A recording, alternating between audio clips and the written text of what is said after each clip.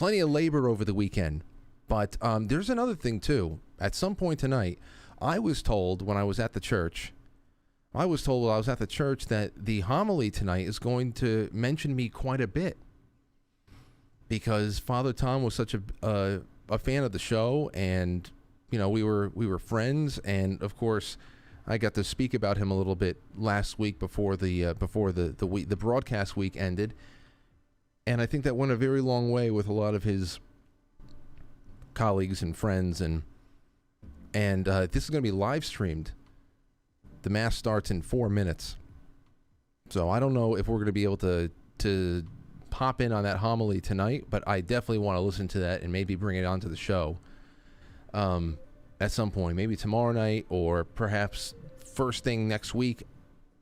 Could be one thing or another. But thank you guys and gals for being here tonight. I think that the Electroculture thing is going to be a big hit, because there's a lot of response, and there's people, a lot of you in the audience are already doing it. But in the meantime, let's jump into the grab bag, because that's what we all really come here for, right? The grab bag. First one up, Joe Biden claims there's no difference between a broken arm and a mental breakdown during White House event on mental health treatment. Biden said that there would be no distinction, or there should be no distinction, between a broken arm and a mental breakdown to insurance providers. Oh, there is anybody out there who has had some sort of an emotional issue or just something, anxiety, I think that we all could agree you'd rather have a broken pinky. You'd rather have a broken pinky than deal with the horror of some kind of a mental or emotional anguish. You want to talk about claustrophobia? I think that's the worst part about anxiety, is the claustrophobia. You want to get out of your own head. You want it all to stop, and you just can't. You can't break it. Meanwhile, if you go and break your tibia, it's over. It's done with.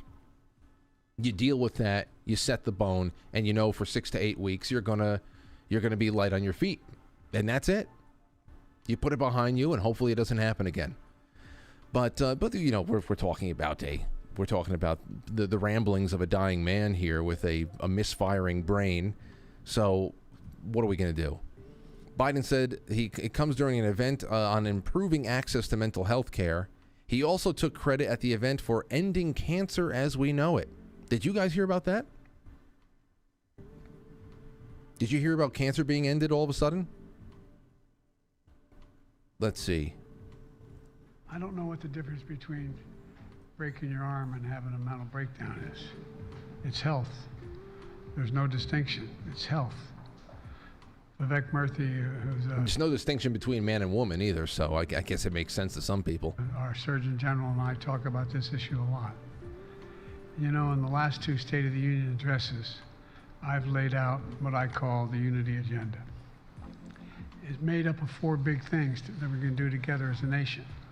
One of the things I'm always asked is, you know, why Americans have sort of lost faith for a while on being able to do big things.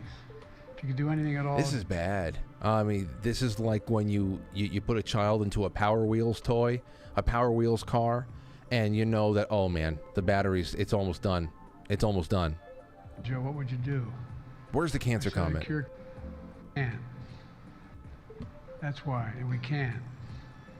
We'd end cancer as we know it. Deliver on our sacred obligations to veterans is the second thing I think is critically important. We ended cancer as we, you know, I don't know. Now, I haven't even looked at how this is being either ignored or rationalized by the same people who still to this day try to say that Donald Trump encouraged Americans to drink bleach to defeat COVID, or obfuscated the claims that UV therapy may be helpful in fighting viruses. But rest assured, they're out there bending over backwards to make some sense out of this. Now, it could be that just, like I said before, Biden, who's is in bad physical shape, whose partially intact brain is just misfiring again, or perhaps he's right. Perhaps cancer as we know it, or as we knew it, is over, and now there is just a new way of knowing it. Maybe there's a new way of knowing it. Maybe that new way has just begun. I don't know, but just more strangeness going on there. On the other side of the aisle, if you think that there are two sides, Mitch McConnell had a little bit of a glitch himself. Take a look at this. He just stopped speaking and froze at the press conference in the Senate, and they whisked him away. And a couple of minutes later, after they degaussed his memory and restarted his processor, he came back. Bipartisan cooperation and a string of just having a good stare. Yeah, this is...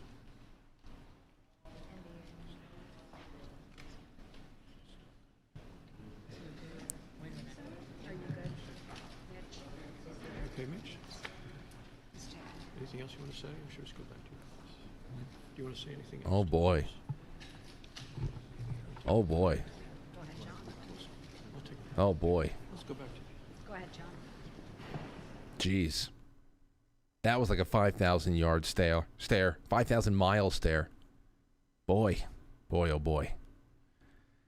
Is it comforting that these people actually don't have much power? That it's really just the face of it all, the face of the machine? I don't know it's all just very creepy at this point. You'd think that they'd be allowed, they would be forced out a little bit sooner so that we don't have to go through these breakdowns, these health crises right there, because they're in their 80s. And they're refused to let go of the salary and the pension and all that. I mean, the pension is always there, I guess.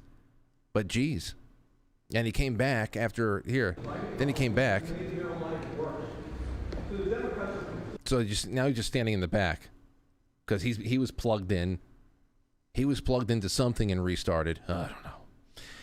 On the other end of things is Kevin Spacey. Did you hear about this one? Now this is a little puzzling to me. Not too puzzling. I knew he was going to be let off. He's cleared of sexually assaulting 4 men after Oscar-winning star was branded a sexual bully. So he's cleared. How many charges was this? Branded a sexual bully for allegedly attacking men in charges dating back 22 years.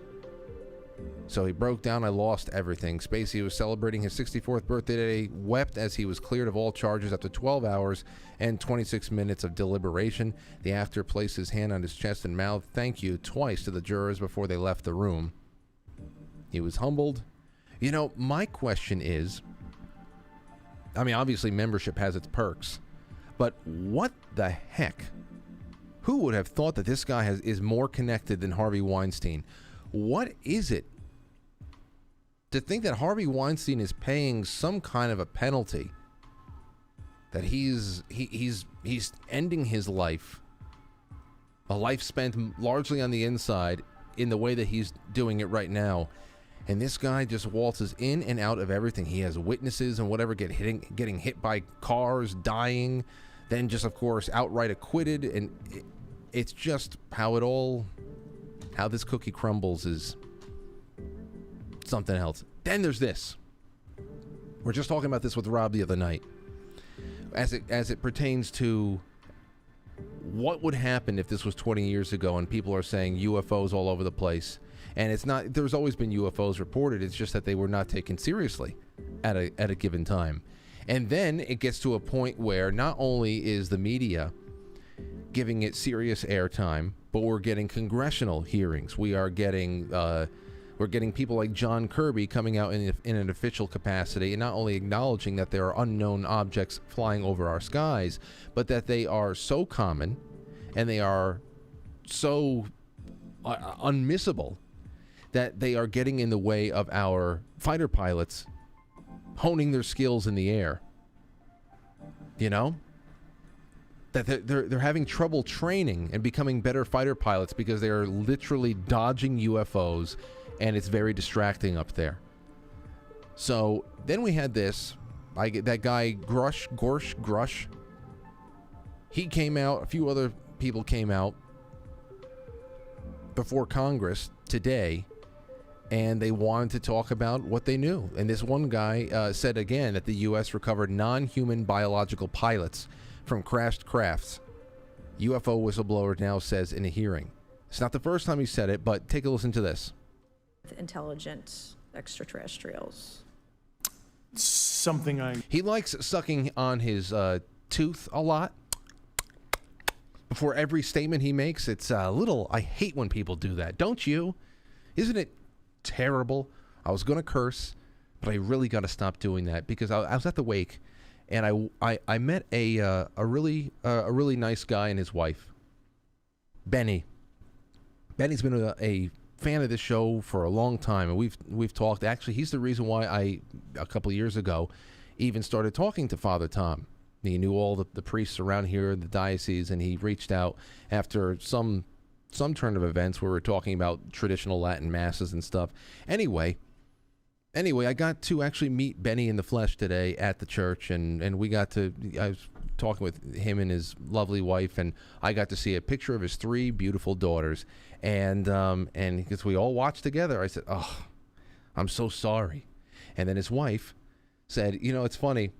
And then the priest came over who knew me through Father Tom and was talking to me, and they even stuck up for me. He says, no, honestly, he's gotten a lot better with the language. I said, it's not, the show's not focused around the language. It's just that it gets real sometimes, and sometimes I get upset. Anyway, they asked, Benny and his wife asked their 3 little girls if there's anything that they wanted to say to me because they were going to see Frank. They actually see me now, not just on the television. And one of them says, yes, tell him to stop cursing or watch his mouth or something like that. I had a good chuckle there. Anyway, you know me. It'll never go away. But this, the grit, overly, see, I'm working on it. It's not going to take anything away. I'm going to find better ways to insult people. You watch. And then there's just the things that cannot be avoided. In which case, tell your kids to put their earmuffs on, and away we go. Uncle Frank's got some problems he's working through, okay? So here is this non-biological pilot's statement today. Intelligent extraterrestrials. Something I can't discuss in public setting. Okay, I can't ask when you think this occurred. If you believe we have crashed craft, stated earlier, do we have the bodies of the pilots who piloted this craft? As I've stated publicly already in my News Nation interview, biologics came with some of these recoveries. Yeah. Were they, I guess, human or non-human biologics? Non-human, and that was the assessment of people with direct knowledge on the program I talked to that are currently still on the program. And was this documentary evidence, this video, photos, eyewitness? Like, how would that be determined? The specific documentation I would have to talk to you in a skiff about. Gotcha. Yeah. Okay. So, and you may or may not be able to answer my last question, and maybe we get into a skiff at the next hearing that we have, but who in the government, either what agency, sub-agency, what contractors, who should be called into the next hearing about UAPs, either in a public setting or even in a private setting? And you probably can't name names, but what agencies or organizations, contractors, et cetera, do we need to call in to get these questions answered, whether it's about funding, what programs are happening, and what's out there? I can give you a specific cooperative and hostile witness list of specific individuals that were in those. And how soon can we get that list? I'm happy to provide that to you after the hearing. Super, thank you. How about we all go into the skiff and suck our teeth together? I'll go first and you go. Some Ethiopian language over here. Yeah, can you imagine being on the naughty or nice list, the cooperative or hostile list? What list would you be on? But there you go. There you go, July 26, 2023. Imagine this was July 26, 1997. Then we have a congressional hearing. We have sympathetic news reporting of non-human biological pilots that have been recovered from crashed craft. Okay? And when they say non-human, they're not talking about antelope. All right? They're not talking about antelope. That's it. That's just, we finished knocking on that door. We are dipping our toe across the threshold into the other room. Who's going to be waiting there for us? I don't know. But, I think I might be able to ask some really interesting, I don't know. I guess it'll be interesting if we get some interesting answers. But I can ask some questions of our guest tomorrow night about these types of revelations right now and what can be learned through remote viewing and anything else to either confirm or debunk what we're being faced with right now. That could be an interesting aspect of tomorrow night's show. But for tonight, let's get ourselves ready because we have a wonderful guest in the form of Matt Roeske, founder of Cultivate, Elevate. So don't go anywhere. We're talking electroculture and other types of suppressed technology and us being in a wonderful position to rediscover it all and reapply it and what that means for the overall picture. All right, don't go anywhere. Be right back. Oh, Godfather, I don't know what to do. I don't know what to do. You can act like a man! What's the matter with you? Is this how you turn down a Hollywood Pinocchio that cries like a woman? What can I do? What can I do? What is that, man? Ridiculous.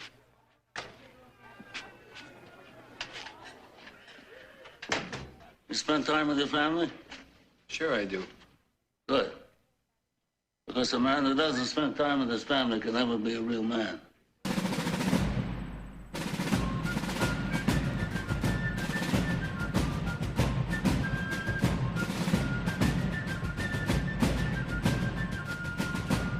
You let one ant stand up to us, then they all might stand up. Those puny little ants outnumber us 100 to 1. And if they ever figure that out, there goes our way of life. It's not about food. It's about keeping those ants in line. That's why we're going back. Does anybody else want to stay? Let's Burgeoning interest in the subject.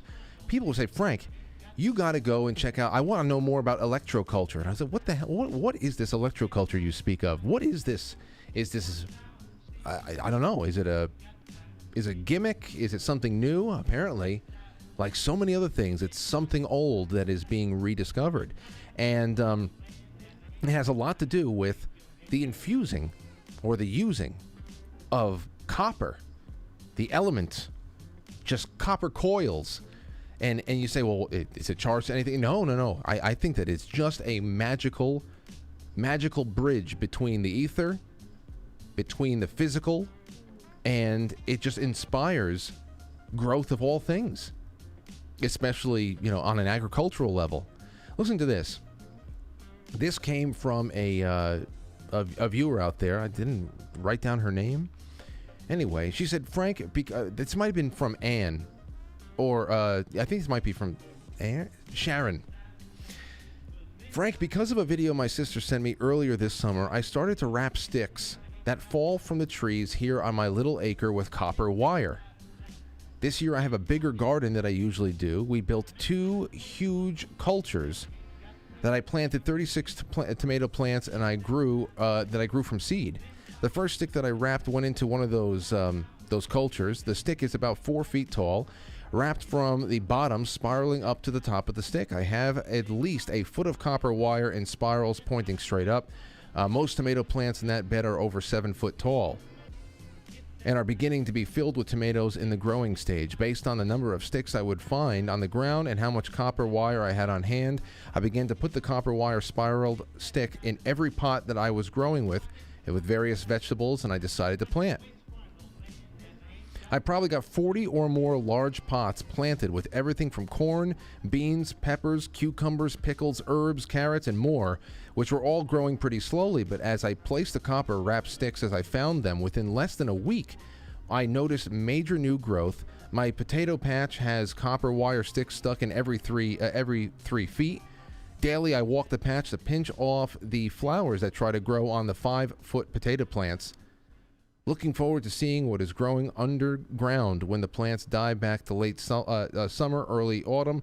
I don't understand everything about electroculture, except that it collects energy or electricity from the air, and it sends it down to the roots of the plants, which is what I assume. That's what I just assume. See, I'm glad she's making assumptions, because that's all I've got at this point, too, is assumptions. I said, is there any other element to this except just the introducing of copper into what is otherwise just a regular tending to your garden. I would like to understand more in layman's terms how this is helping my garden grow. I feel like my garden is a sight to see. After many years of having small garden that produce some but not as much as I would like to have, I'm wondering if I could use the electroculture successfully in my little greenhouse over winter, as I intend to heat it and have fresh vegetables and herbs growing. Now, the one person I know that would be able to answer all these questions is a man named Matt Roeske. He founded Cultivate, Elevate to bring back information that has been suppressed and caused our society to become sicker and weaker. I'd say less independent as well. That's the whole part of being weak, is not to be independent. Our mission is to educate over there at Cultivate, Elevate, and to empower individuals to rise above the state of fear, because there are always solutions. I welcome Matt to the show right now. Matt, how you feeling, my friend? Good. How are you? Oh, I'm doing good. I just read a little something from a woman in the audience who doesn't really know too much about what makes electroculture tick, but she did follow some advice to introduce a little bit of copper coiling into her garden, and what used to be a modest showing is starting to become a booming success, and she would love to know what the heck is going on. So would I. So first of all, I would just like to welcome you once again, and I'd like to ask you to give us a little bit of a layman's terms crash course of what electroculture is.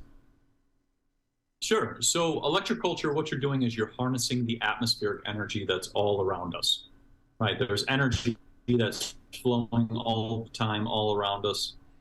If it's very choppy, let me know. No, you sound fine.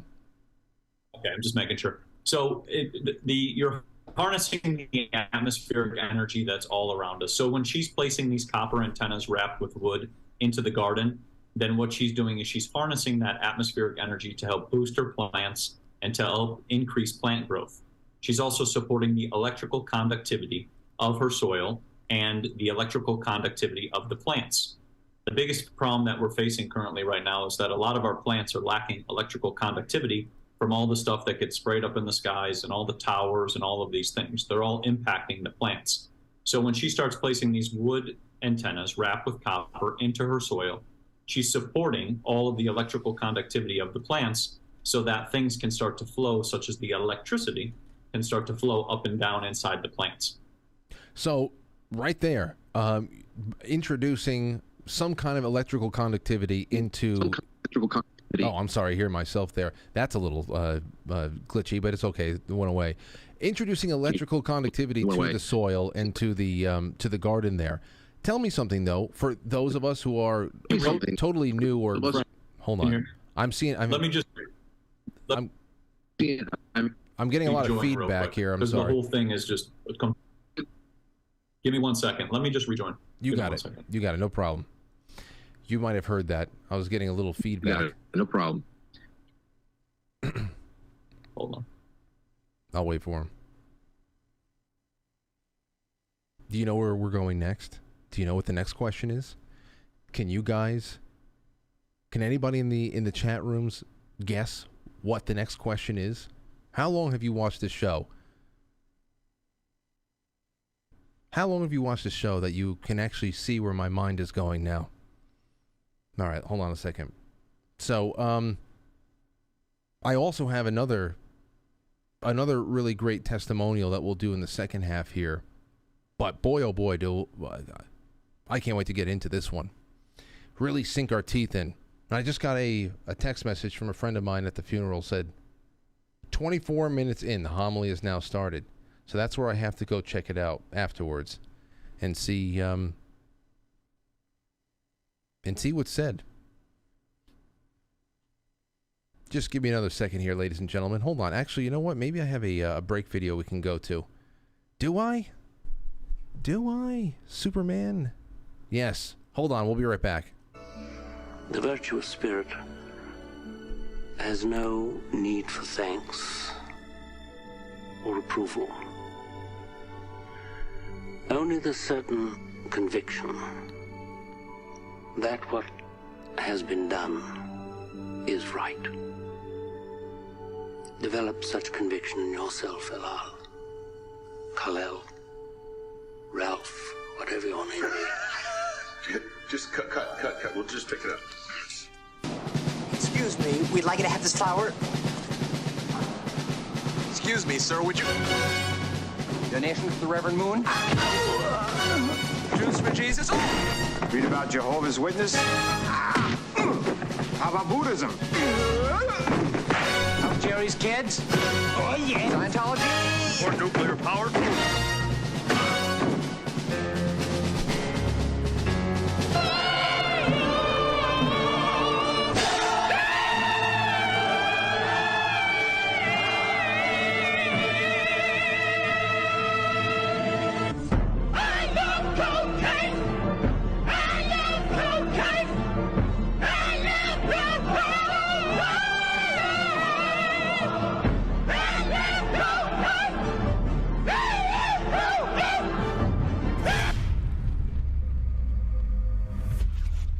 All right, let's see. Let's try this again.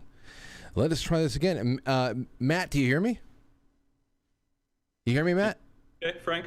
Yeah, and you know what? If video doesn't work out, we can always just drop down to audio or do a phone call afterwards. It's totally up to you. But let's just see where we can roll with this one.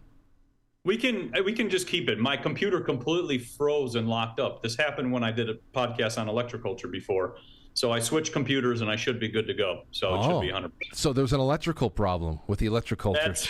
That's what we'll call it right now. You know, let's just jump right into that again. We're starting with the basics here, and you were talking about the introducing of electrical conductivity into the soil to be able to really stimulate growth, especially of organic matter and all that. My question is, for those of us who are totally green to this stuff, is electricity usually is not provided to us without some sort of a battery, some sort of, unless it's just coming from the sky in the form of lightning. So how are you able to do that just by bringing an unattached piece of copper into the mix? How does that actually bring electrical current to the ground if it's not being, pumped up by some other source? So there's two ways the energy flowing in this direction. You have one coming out of the earth. So the energy that's always coming out of the earth all the time, 24/7, 365, the earth is pumping out a frequency. And if you take, for example, a voltmeter and you attach that into the earth, what you'll start to notice is volts. You'll see volts. The voltmeter will increase. And the taller you make this antenna, the more you'll see that voltmeter begin to increase even more. Now, what's also the other flip side is the energy that's up in the atmosphere, the atmospheric energy that's up above us. So what you're doing is when you're placing these antennas into your soil, you're capturing not only the energy that's coming out of the earth that's pulsing all the time, like the Schumann resonance, but then you also have the atmospheric energy, which is also creating energy at that time. We're not using Rockefeller electricity. We're using the earth's ether energy. Nikola Tesla created a car that ran on the ether's energy, the earth's energy. So that's what we're doing when we're using these antennas. We're harnessing the earth's energy that's constantly being pulsed to boost our crops and increase plant yields. That's okay. So it makes a lot of sense. It really does. And I thought we might be discussing something along those lines. So then if someone wanted to get started with this, what's the best way to get started? And is it safe for children to be around when they're playing in or around the garden or something? That was a question that a friend of mine had. Can anybody get started? And does it really all it takes is just some wound up copper coil? So to start, yes, that's very simple. Piece of wood wrapped in copper. You can get a piece of wood that's in your backyard because it resonates at the same frequency as you. And you can get some copper from the hardware store, Home Depot, Lowe's, Ace Hardware, wherever it may be. They have spools of copper. And you can get some of that and you just wrap it, and you just wrap coils around that piece of wood. You have the top of the copper facing up into the sky. You have the bottom of the copper into the earth. You just stick that into your garden and you just let it do its thing. And it's going to start to capture all that beautiful energy that's around us. You'll start to notice you have more pollinators, start to notice you have more bees, start to notice you have more birds, maybe hawks, maybe pigeons, maybe doves, maybe bluebirds. All these animals will gravitate to it. So when it comes to, is it safe? It's very safe. Now, what's interesting is I have a book here. I have a whole bunch of different books on lightning rods. And lightning rods are what you used to see on top of all these buildings, on top of these old world buildings as well, too. And what we're doing is we're basically taking those lightning rods or weather vanes and bringing them down onto the earth into our garden. And they're very safe because they balance out the atmosphere. What's interesting is what I was reading about these is that when you have too much static buildup, lightning will strike that area. But these electroculture antennas are countering that static buildup so that lightning does not strike that area. Wow. That's the whole point of these weather vanes. And what's funny is this book is made in, the guy who was making it was on 39 and 41 Park Place, New York. And it's all about weather vanes and everything about how they used to make them out of gold and they used to use copper, which if you think about those materials, those are conductive materials. So why would you be catching lightning with conductive materials? It's stuff to think about. That is something to think about. And it's funny that you bring that up because I was going to ask you about something like lightning rods. Is that something that could be used to channel, high voltage energy into the ground? But you're saying that this acts as a repellent. Yes, it balances everything because what this one site was talking about, that when too much static builds up on the house, lightning will strike the house, which, something we don't even think about because you think you put the rod up there and that's going to block and balance all this stuff. But it was basically saying when you have these atmospheric antennas on top of your house, it's balancing the atmosphere above, which is interesting too, because there's been many videos where people have been putting electroculture antennas in their garden, and all these sprays that go up in the sky that we constantly see that are blocking out the sun, a lot of that stuff all dissipates and goes away, which is really interesting because everything we do on the ground goes up in the air and vice versa, as above, so below. Now, when you brought up Tesla before, it made me think of that very that famous experiment that I've read about so many times, and they pretty much reenacted it and depicted it in the movie The Prestige, where they go over to Colorado, where you had Tesla was hanging out over there doing all of his secretive work, and was able to light bulbs by just pretty much placing them in the ground, wondering what the heck is going on, what's generating all of this. He says it's us, it's the earth. I read so much about that. I mean, so much about Tesla has become almost thing of legend and lore at this point, because there's been so much suppression of information, so much theft of ideas, and you just don't know which way is up sometimes. But what do chemicals? So, for example, when you talk about bringing copper, introducing that into the earth for one thing or another, what do chemicals do to affect the outcome of your, let's say, your garden? Is there a difference from introducing copper into a place that had been previously treated with pesticides and fertilizer, or as opposed to something that is a fresh patch of land, or does it tend to override and repair ground as well? So when we get into this topic, we talk about Victor Schauberger. And Victor Schauberger noticed that if we place a lot of iron in the soil, we get a lot of rust and decay. That's why slugs start to come around. Slugs are copper blood, and they basically come around because they're trying to clean up all the iron, the rust, and the decay that's in the soil. So currently, right now, our soil is loaded with iron and rust and decay. And when you look at what you just mentioned, all these pesticides, all these toxic chemicals, all this stuff, it's all iron and steel. And when that iron and steel hits the soil, it creates heat, and then it also creates rust and decay, which then goes into the soil and it blocks it all up. This is why so many people have such clumpy clay to work with. The water just sits on top. Anytime they get a heavy rainfall, all of a sudden the whole place floods, because the soil is so locked up and so clumpy with iron and steel in it that it's basically just like a log, kind of like this. So what happens is when people start placing copper into the soil, it actually starts to reverse all of that, and it starts to bring back that conductivity, and it starts to bring back the ability for the soil to retain moisture. So when it comes to, like, you see all these places flooding, they could be using copper to balance all of that. And Victor Schauberger saw all of this in the 1940s. He was telling farmers, you should use copper in your soil, you'll increase yields, you'll boost plant life, you'll have more growth than you'll ever see before. And it was interesting because the politicians at the time shot all this down because they were getting kickbacks from the fertilizer company. And they put out public broadcasts on the newspaper and the radio at that time to tell farmers if they use copper in their soil, they'll yield too much food and not make enough money.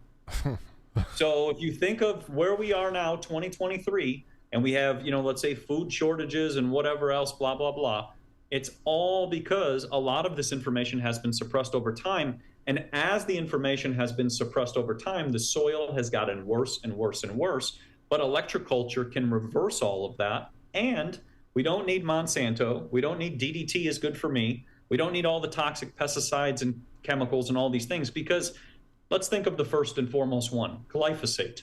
Glyphosate was originally patented as an antibiotic. It's an anti-life product. If we spray our soils and our food with anti-life products, how are we going to be healthy? It doesn't make any sense. We have to think like this. And if we spray toxins, whenever you go to the hardware store, you see all these toxins. It's like war on worms, war on this, war on that. It's war on life. It's war against us, because we are part of that ecosystem. So if we destroy this ecosystem, we can't survive over here. So electroculture, what it does is it brings back that beautiful ecosystem, brings back the pollinators, brings back the birds, brings back the bees. And people who are having soil issues, they can use electroculture, or they can use basalt and combine it together. Basalt is volcanic ash. It's loaded with quartz. When the volcanoes spew up all this ash, it all comes down, and people can place that into the soil. And as it compresses, it will create a piezoelectric effect, which amplifies the energy to bring back the soil and bring back the energy of the soil. Because everything is energy. Everything is energy beings. And the most perfect example about how everything is energy is when a person, for example, passes out, the ambulance comes, and what do? Shock you back to life. Yeah. Because they got to zap you back to life and get the energy flowing in your heart again. So same exact thing works with our plants. If our plants are not having energy and this beautiful energy flow up and down it, it starts to fall apart. And that's why you see on some plants, right side of the plant, you see the right side starting to die, the left side of the plant is still alive. That's because the left side is still conducting and the right side is passing. So it's all energy and how it relates. There was one, there's quite a few audience-related questions that came in for you tonight, and I was going to save a lot of those for the end. But there was this one that came in, I think it's the perfect time for that right now. Simon wrote in and said, and I wanted to ask you about what is it about copper itself. Simon says, Matt shows that electroculture grows big vegetables and fruit, but how nutritious are they? Has any of them been tested to see how they measure up to ordinary organic food? And then there's another question after that. I think this, no. All right, let's do that one first, even though it's a little off. No. Don't do that, Matt. We're going to go to this next one. Are there any scientific explanations for the increased productivity? Is it the additional electromagnetic fields, increased ionization of the ground minerals facilitating their use by plants? That is from NJSF. That's what I really want to know at this point. What is it about copper itself as the element? Is there any other metal that this was, or substance that this was tested with? What is it about copper that wins out over everything else? Copper seems to work the best because of the conductivity. There are other things with like galvanized wire, but it's not as conductive. You could use silver, but that's a little challenging to find, to find silver wire. You could use gold. You could use brass. You're using these conductive materials, and that conductivity is helping to improve the sap of the plant. Think if you have a plant, so here's your plant, and the sap is flowing. So every single 28 days, every moon cycle, the sap goes up and the sap goes down. If the sap cannot move through the plant, the nutrients cannot be dispersed throughout the roots of the plant and without the trees and without the leaves and everything else. So your copper, what it's doing is it's assisting the blood or the life of the plant, the sap of the plant. And as that plant has that assistance, now those nutrients can move up and down and get to deeper spots that it couldn't get to. If you have, for example, if you look at a lot of plants, their roots are all blocked up. It's like trees are dying at the bottom of the plant, not the top, at the bottom of the plant. The root system is all blocked up from all these chemicals they spray up in the air. Those things come down. You have all, obviously, towers and all these other things which are cooking the plants as well. But all of that is all being blocked up. And what that copper is doing is it's assisting the flow of the sap. Same with if you take copper and wrap it around an area on your body. This was shown with George Lakhovsky. He showed that when people would wrap copper around their wrist, it would get rid of inflammation. For example, in the South, they would wrap copper around the wrist and they would weld it to their wrist so that they would get rid of inflammation completely, because they started to understand that copper would support the way that the blood flows. So same thing with the trees, same thing with our blood. It all goes hand in hand. And that's why when you go down to it, that's why we wear jewelry. If you think about gold, silver, chains, all the beautiful things that all the people do, what do? They get bigger chains over time. Reason being, it's increasing the electrical conductivity of the body. So same thing with these metals, they increase the beautiful energy conductivity of the plants. Yeah, I think very few people these days are wearing jewelry because of energy conductivity, but they just might be doing something right and they don't know why. But it also makes me think about copper in general then. I've always seen it inserted into wearables, like you just said. I think maybe about 10, 15 years ago at this point, I had a winter mask that the front end where you breathe through was actually lined with copper. I never understood what was going on there, but there's copper cups. I mean, I've only ever used them when I make somebody, so if I have company coming over and I'm making some Irish mules or something, there you go. But so I should be, and people should be drinking from them more? What do they do for just a drink that you're having? Let's forget about the gardening just for a second. So think of all the distillers. They're all made out of copper. And that's the same thing. And they're all spiraling. And when you look at a distiller and it makes a drink for you, like you were just saying, it's spiraling. It's causing a vortex. So it's making that crisp flavor because it's helping to structure the water or liquid that you place into it. Same with drinking out of copper cups. The benefits of drinking out of copper cups is it increases your electrical conductivity. People used to drink out of copper. They used to drink out of brass. They used to drink out of silver. If you go back into the 1900s to 1940s, they were drinking out of all different types of metals and materials: bronze, brass, copper, gold, silver, whatever it may be. Those all increase the electrical conductivity and the energy of that water. Water, or your drink, if you're pouring a drink, will take on whatever you place it into. It's kind of like you ever taste something, you go, oh, I taste this plastic water bottle, it kind of tastes off. Yep. That's because the water has now taken on that plastic and you're tasting that physical plastic. So same thing with copper. When you pour the water in there, what it's doing is it's taking on that structure and all the benefits of copper. Copper feeds your brain, copper feeds your skin, copper feeds almost all your organs. There's so many benefits, and it's a mineral which is missing from our body. Think about this, 1900s to 1940s, everybody had copper pipes. And if you look at people at the healthiest times, when you think about your grandpas and all these other people and things, they grew up in that time. They all had copper pipes. Now what do we have? Plastic, PVC, DuPont, all this other garbage and everything. And that works against the structure of water. It starts to disintegrate and destroy the water and remove its structure. While on the other hand, copper brings all that back.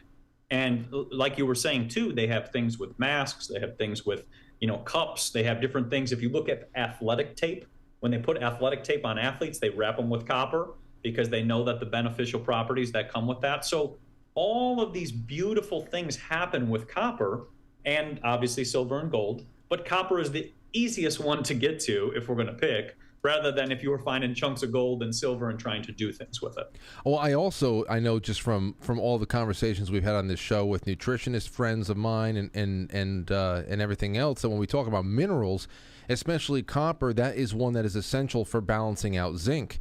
And we know the importance of zinc, especially for immune function. So I'm starting to see little pieces fit together and see that how really it flows, the logic flows from one to the other. Now, let me ask you, going back to agriculture, that end of it, I have to imagine that soil quality is still an important thing to take note of. All of the pesticides and all that stuff aside, is there any particular micronutrient in the soil that is supercharged by the copper element being added in there, or is it really just the copper itself? It would be the soil. The soil, you're bringing back the charge or the energy of the soil. And as the soil can be charged up again, it can then flow all the nutrients throughout it. You know, think about if you just have a dead spot on your body and then you start to develop an injury or inflammation.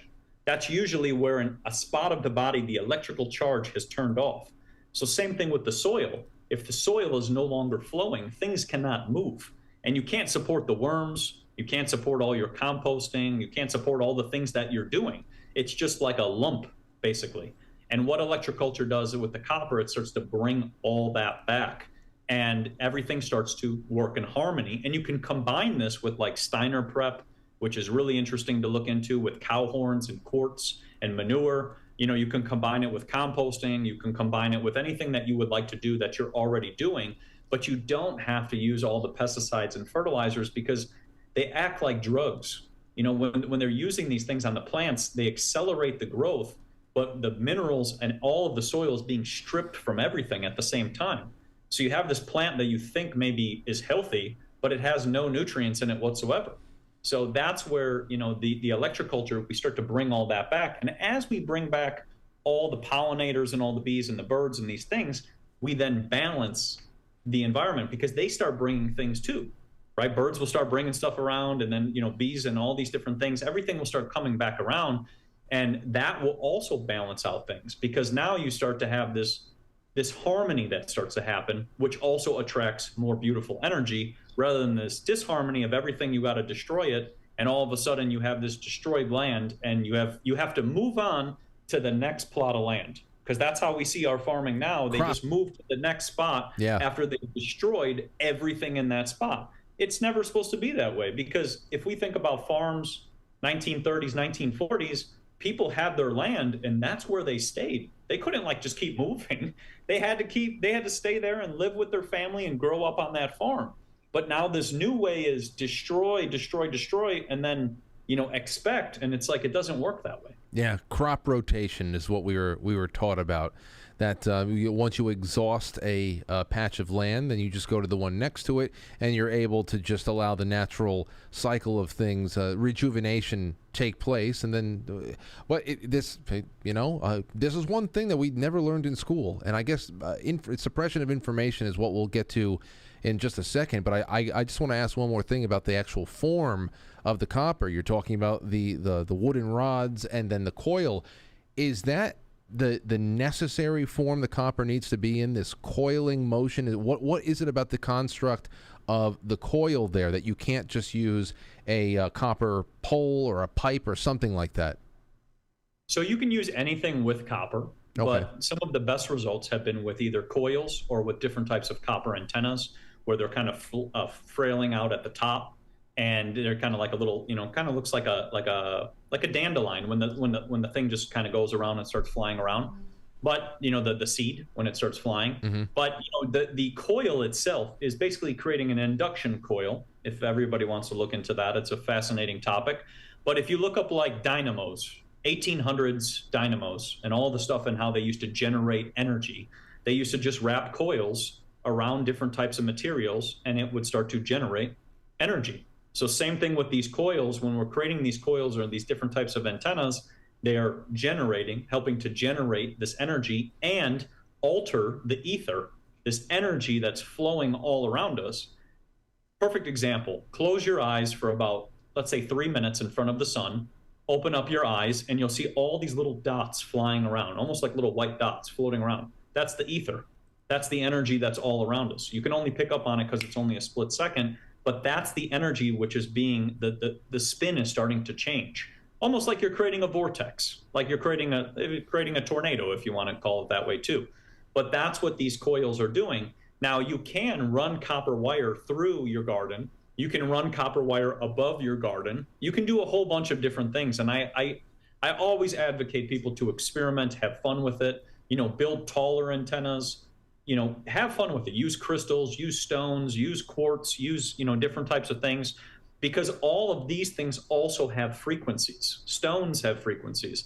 So you can mix and match with electroculture and do so many different things, but just, it's really cool because when you go back in time and you look at a lot of these articles from 1835 of the Royal Agriculture Society, they were talking about this. They were writing essays on this. They were doing studies on this. And this was all known back then. So we're just bringing it back to, or bringing it forward to 2023. And I guess the big question is, where on earth did it go?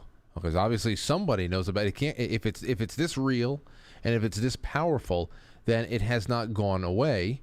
But, power is something that is, anything, knowledge being power, of course, is something that we are always blocked from in one way or another. And I guess we can kick this door open by bringing up the World's Fair, 1893. Now, this is something my audience and I, Matt, we're about to read The Devil in the White City for our August book club, and it has the fair at its centerpiece of the story. And so as a reader, you learn about all how incredible the event was and the technologies and the concepts that were showcased there, including this being another staging ground for this competition between Thomas Edison and Nikola Tesla. So when as it pertains to electroculture, I never read anything specifically about electroculture being on display or used. And again, I'm not a know-it-all when it comes to 1893 or any World's Fair. Is Tesla the main link between the World's Fair, electroculture, and where we are now, and what we can learn from that so long ago? I would say yes and no. There's a bunch of people. There's Great. Justin Christoflo. There's George Lukovsky. There's Victor Schauberger. And then if you go back in time, there's a whole bunch more that we could add, like Anton Mesmer and a bunch of people who are all into the energy. But Nikola Tesla, if we're going to pick somebody who shows that there is this wireless free energy all over the place, he's the best example that I would say. Like, if you're going to pick somebody, there's a couple other people who created the radio, but that guy actually died. Marconi, he died from creating the radio, so he's a bad example. The only other person I could think of is Mr. Stubbenfield. And if you get into the World Fair information, you're going to get into Mr. Stubbenfield and his work. He actually created a wireless telephone where you would take a rod and you would stick it into the earth and you could communicate with your friend through the earth. Wow. So that's Mr. Stubbenfield. So he created the wireless telephone that connects, because he goes, we have the earth energy and it goes all around all the time. Why don't we just use this? And then Marconi at the time was creating the radio, which the radio ended up being very toxic, very dangerous. And this goes into radio frequencies and all those things. So you have these two, different sides. But I would say, when you get into this topic of 1893 and World's Fairs, the best way to describe the electroculture antennas or to show them would be all of these, which used to be on top of all the buildings in the World Fair and all those ancient old world buildings. Because the more you go into it, a lot of these designs and things like this, where these are absolutely massive, some of these are like 20 feet tall, they're 20 feet wide. It just, if they're supposed to be giving you a direction of the wind and things like that, it doesn't make a lot of sense. And then as you get into a lot of the stuff with 1893 in Chicago, what you'll start to notice is they'll tell you the story that all the things were made out of plaster and wood, and somehow they went up in 1 day or 2 days and whatever else. But what's interesting is, like, there's a Ferris wheel in there that was built, which is, I think, like 50 tons or 60 tons. And each little part of that Ferris wheel can hold up to 200 to 300 people on each little part. And so you have like 30 of them going around. And this Ferris wheel would operate like 24/7 and make like $25,000 a day, which is a ton of money at that time. Yeah. So when you look at all these structures, you sit there and think, okay, you got people on horse and wagon, they're building these buildings as they're being told, but a lot of the stuff doesn't make any sense for the size and the magnitude. And then when you get into the things with electroculture, you'll see that there's a lot of things in Chicago and all the other world fairs of these, they're called horticulture buildings, and they're built out of crystals. And it's all crystals. You can look up the Crystal Palace. There actually used to be one in New York City as well, too, London and a couple other places. And that was 1845. So when you look at these crystal palaces, they were using crystals in different color spectrums to amplify their yields, because colors can make a big difference in your plants, and you could grow things and make them go crazy. And so everything is frequency, everything is resonance. So, when you go into this, there's not a direct, electroculture is this to the World Fair. But when you start putting these parts and pieces together, you see what's interesting is in these world fairs, they're introducing like agriculture to the people.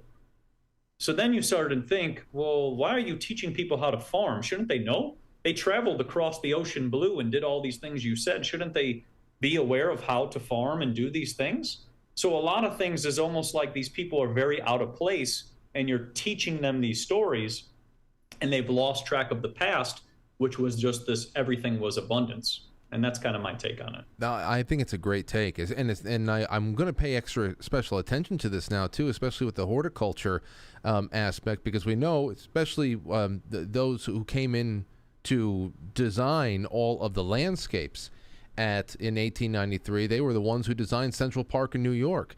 So and within the time frame that they had to be able to put this together in the middle of a swamp in Chicago with all those setbacks, there needed to be something to move this along, especially with all the exotic plants that they were trying to import and then, of course, just sprout right there.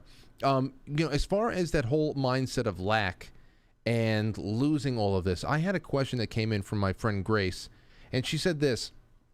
She said, my ancestors were all sharecroppers. So a bunch of their techniques were passed down: companion planting, composting, irrigation techniques. We still use them today, but electroculture wasn't one of them. When did this method disappear and why? So I would say you had all the world fairs, which were resets. They would reset each city and remove a lot of technology that was going on at that time. So those go on from 1835 up until, I think it's 1933.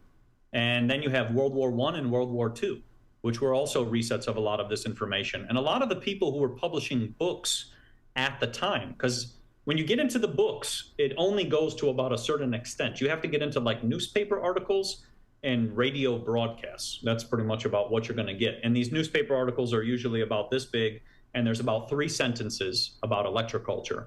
So, when you get into the time frame of when this was lost, I would say mostly World War I and World War II, because those acted as resets to get rid of a lot of information, a lot of buildings, a lot of the horticulture buildings, a lot of the old world buildings, a lot of the antennas, a lot of the stuff related to Mercury, a lot of the stuff related to free energy. All of that was kind of removed during those times.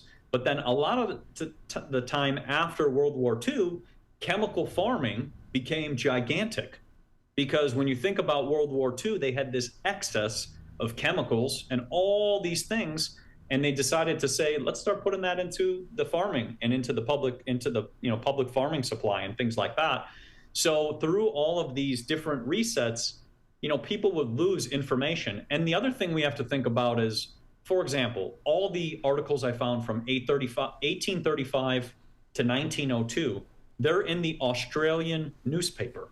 And unless somebody archives them, you don't know that they were even doing electroculture in 1835 in certain parts of the world.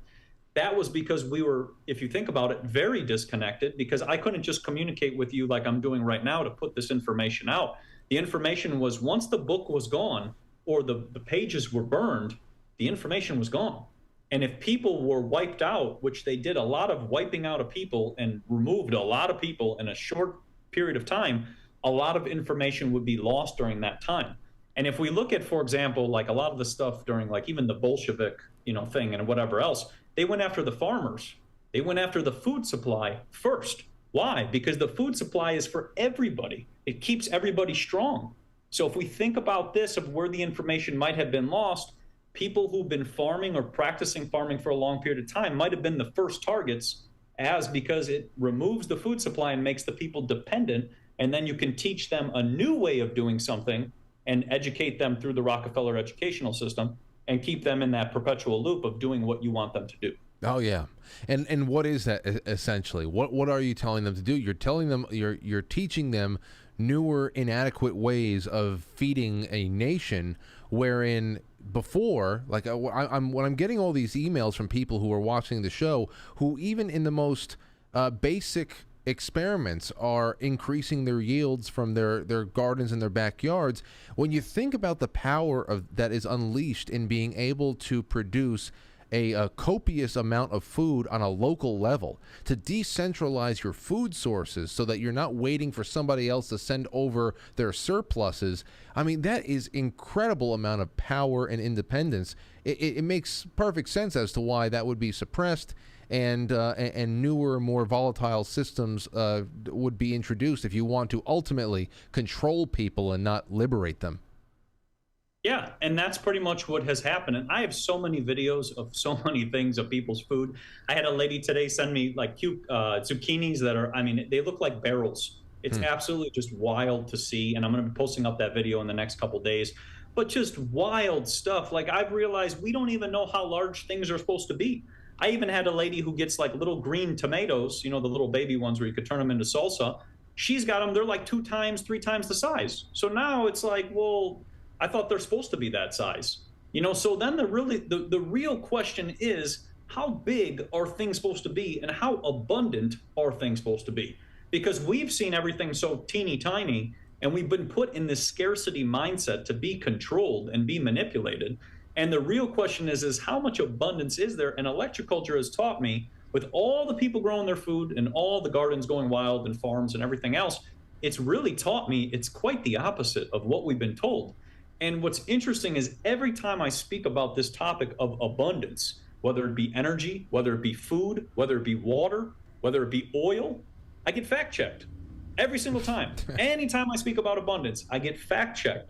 But if I speak about fear and scarcity and I put it into a state, it just spreads. So that's the difference in how much our system is trying to keep us back from realizing our true potential, and how we can not use all these chemicals. And people in temperatures, like you were just describing, of all different places. I have people in Canada who they have like a 2-month window and they're blown away that their cauliflower is the size of their head, you know, just in a short, little, small window. So then the question is how much more can be done? And you can even take electroculture indoors. I was showing people in the wintertime who their plants were going crazy indoors. I had a buddy who had a potato plant, which was as tall as his basement. It actually got to a point where we started joking around, like, you're going to have to take it out of the basement and put it outside because your potato plant is that large. So it really makes you start to wonder, this works indoors, it works outdoors, it works with everything. It even works with animals. They used to put electroculture antennas on chicken coops and buy sheep, and it would increase the wool content of the sheep, and it would increase the egg production of the chickens. This was all shown with just increased flow. So all these things, we're just supporting life. That's pretty much what we're doing. All the ways in which we've been doing for so long are just not supporting life and removing the structure of life. So as we bring this back, it's just, like you said with the emails, it's just constant where people are just seeing drastic results.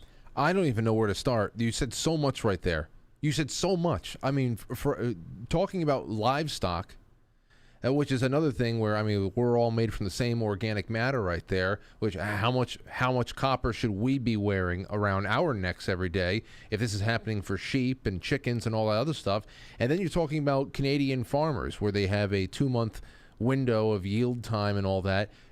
Have you seen people are being able to harvest more food even into colder weather? Are plants more resilient to harsher environments, whether it be cold or heat? Is one better than the other? What about that? So I've seen a lot where people are in really cold temperatures and their plants still thrive.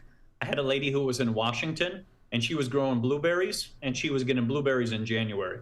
Wow. That's not uncommon. Too uncommon. Yeah, stuff that's not really normally happening. You know, it's too cold. It's wintertime. It's snowing. You know, and I've seen people with having shorter windows growing a ton of food. I've seen people doing, you know, the indoor gardens or like on their balcony having very phenomenal success. I have a buddy in Sedona. He's got like 22-foot sunflowers and he's growing things in buckets. He didn't even put it in the earth. He's just growing it in buckets. He's using electroculture and orgonite together. And it's 106 in Sedona. So it's hot, you know, all these different climates. And that was what was interesting when I got into all this and I started researching Justin Christoflow's work. He was talking about how plants would be more resistant. They'd be frost resistant. They'd be heat resistant. You know, they wouldn't need as much water. You know, we have all these like water shortage nonsense things and all this other stuff.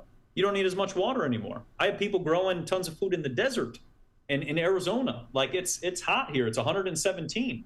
So, you know, just the remarkable things, no matter what the temperature is, their gardens are thriving. And that's the thing that changes it all. And a lot of people always ask, well, why aren't the farmers doing this? And that's because a lot of stuff is subsidized by the government. You know, when you look into GMO crops like corn, canola, wheat, you know, soy, it's all subsidized by the taxpayer dollar. So why would they change what they're doing? They're getting paid. So if you can do this on your own small scale or community scale, think of what we can do. And the lady that I'm going to show in her video in a couple days, she's just giving the food away now. That's what I've always wanted. I wanted people to have enough abundance to be able to give it to somebody else or support their community or their neighbor. And that's what I see with electroculture. I see that happening, and the ability for everybody to have enough so that, like you said, they're not sitting and waiting on some grocery store where they're trying to inject some weird stuff into it and put it under LED lights and all kinds of other stuff. You know, they can have high quality foods in their backyard or in their community. Since we're talking about yield and we're talking about surplus and independence, what about you, some of the more insane results you personally have seen with electroculture when it's applied to a garden? Like, so this also came from somebody in the official thread on the forum, as far as yield, poundage, whatever, that is total proof that it gives you an edge over traditional gardening. You said that we don't really even know how big certain vegetables are supposed to be because of maybe how limited we have been to just, you know, good Miracle Grow or whatever the hell is going on right there. Have you had any mind-blowing moments with what you've been able to produce? So with my moringa plant, so when I tested this 2 years ago, when I first started getting into all of this, and I still do everything with copper now to this day, but I tested with my moringa pot. And I had a moringa pot on my balcony, 3rd floor, Scottsdale Road, you know, with the traffic, with the LED lights, with the towers. So everything going against it, tap water, everything.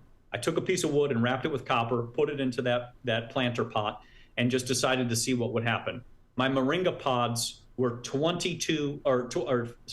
18 inches to 22 inches long. The average moringa pod is 6 inches. Now, I had another friend who just messaged me in Florida that his moringa pods are 35 inches. So he's got me beat. So that's 6 times the size of the average of a moringa pod. So in my eyes, what it has showed me when I did that, and my plants have gone wild and my basil and all these different things, when I have done that, it really showed me something else to think, okay, I'm on the 3rd floor. I'm not connected to the earth. I got the tap water. I got the cell phone towers. I got the LED lights. I got everything going against my plant, and it's still thriving and it's still doing wonderfully.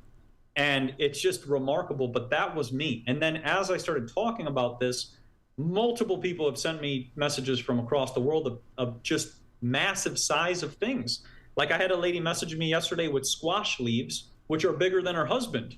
The squash looks like it's going to take over her backyard and take over her garden and her whole house. I had another friend who's down the street. She put an antenna in her backyard, and she noticed that her neighbor's garden and hers has now completely climbed over the fence in which they had. So she's like, now their side is growing and my side is growing. You know, so it's really made me start to see that there's so much potential, and we know nothing.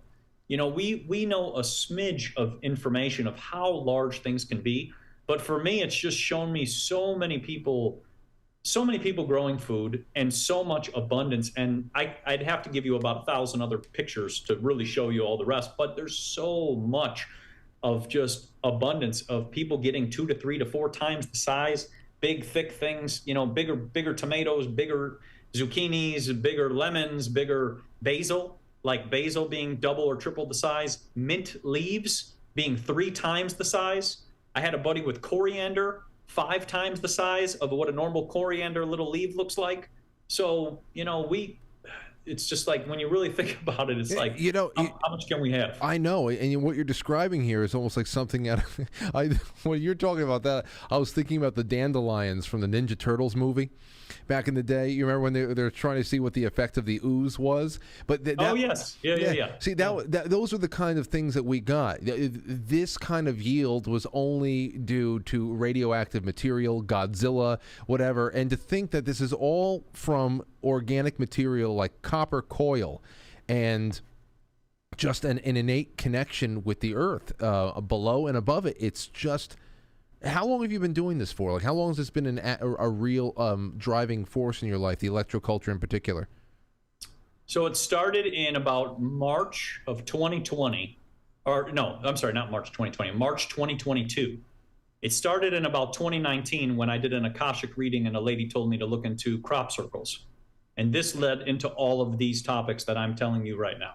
Wow. So it went into crop circles, into pyramid energy, into electroculture, into all the stuff related to copper and these materials. And then, so yeah, it started about March 2022. I started openly talking about it, and things started going a little crazy last summer, but it was already like, springtime, summer. So you couldn't see this full kind of bloom. And then now it's just kind of gone absolutely nuts. You just said a few things there that's going to be the topic for another show when we talk about the pyramids and crop circles. We got to talk about that. I don't want to muddy that right now, but I do have, now that you brought that up, I'm thinking about this, what I was listening to today with these UFO hearings in D.C. Some people, particularly ufologists, characterize the 20th century as a lost century in many ways. You have the world wars, you have so much loss and destruction, but for as quickly as we built our modern cities, planes, trains, automobiles, all that, many people believe that it should have been so much more, and based on suppression of technology, what have you. But from your personal research, getting outside of electroculture as a fine point of focus, what do you think that we have? What do you think that we have been missing out on? Like a 30,000-foot civilizational view. What do you think over the last 100 years we could have had had it not been for all the suppression of information and the resets, the great resets that many of us never even knew what was happening? So with that, I would say we could be doing a lot of things that we can't even comprehend at this moment. You could look into John Keeley and his motor that he created in 1896. It was a motor that could sync up with his mind, and he could turn it on just by basically drawing a circle onto the wall, and he could enable that motor to turn on. This is 1896. So we're in 2023. So if you think about that, all this stuff that they try to sell us, like these smart things and smart watches and smart this and all that, that's all real old. That's the best way to describe it, because this was just in 1896 alone. And there's so many more people who were inventing all kinds of things. That's kind of why, if you look at 1919, World War I, that started for a reason. There was huge amounts of inventions and things coming forward that would pretty much send us to a whole different level of how we see things. We would definitely be up in the air, that's for sure. We wouldn't be down on the ground, and driving our little 20 miles to the gallon cars, because you had cars that got 500 miles to the gallon back in the 70s and 60s and 50s. Yep. You had cars that ran on water in 1976. You had Stanley, who created the water car. We've had so many different types of things that have been released over time, but a lot of them have been suppressed and have kept us in this perpetual motion and kept us in this society where we think we are advanced, but in reality, we could be much more. And even just looking at, for example, if we got into the things like you said about pyramids and all the different materials used in these buildings, the concrete is so thick that we don't even know how to replicate it because it's so thick. The per square inch and everything else is so thick. So if you think about that, if you go into that, how are we building that? And so all these things that we can start to see that we could be in a whole different level.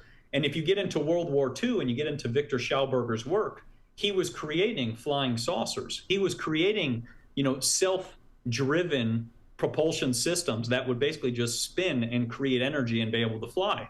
That's what a flying saucer is. There was also a lot of stuff with Mercury, because they learned that if you use mercury and you heat it up or you turn it real cold, it can produce energy. You can have free energy. So, a lot of things of information has been suppressed to keep us at a certain thing so that they can slowly, introduce a car that has 2 more miles to the gallon and now has some cool thing added to it. But in reality, we had all of that back in 1899, 1896, 1897. And a lot of the books that I've looked up, and that's why I'm really big in going into books from 1831, which is almost like the start of the civilization, 1831 to 1910. When you look at those books, you will see a completely different perspective of what you see today. You'll see quite the opposite. You'll sit there and go, how did all this information go away? It's very, very different in how we could be living versus how we're living currently. Mercury was going to be one of my bonus questions because I knew that a lot of those weather vanes, a lot of those lightning rods, that ball at the base of them is usually filled with mercury. And I wanted somebody to talk about what exactly was the hidden potential inside of this substance that we have. The only thing we've ever known about it is it's inside of some of our thermometers. And if that thermometer ever breaks, don't ever touch it. Don't ever touch it. It'll obviously you don't want to drink it, but don't even touch it. So maybe that we'll talk about one night with the pyramid talk. But as far as I have a couple more questions, and then I'll thank you for the time. You've been so generous with your time here. Electroculture, you said before, as above, so below.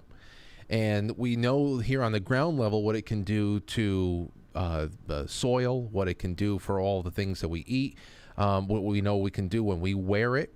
My buddy Rob asked this question. He asked if electroculture can have any effect on dissipating chemtrails or even helping that space above us. If copper can be so conducive to healing and production down here, what about what it can do to our skies? So there's been a bunch of videos where people have been clearing up chemtrails using electroculture antennas.